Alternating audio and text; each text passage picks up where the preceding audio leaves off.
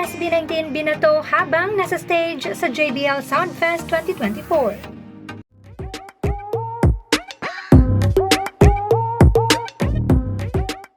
Una sa lahat, ang taong nambato ng isang plastic transparent ball sa SB19 habang nasa stage ng JBL Soundfest 2024 ay apparently a new 18.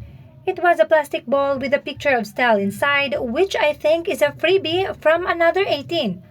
Ayon sa kasama nito, cellphone ang unang ibinato sa stage pero pinagsabihan nila.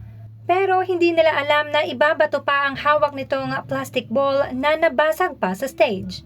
This is very wrong and could cause serious accidents. Kahit saan at kahit sino pa ang artists na nasa stage, please lang huwag mambato ng kahit anuman kahit regalo pa yan. Nakakalungkot lang na nai-experience ng mahalima ang mga ganitong bagay galing pa sa fan nila.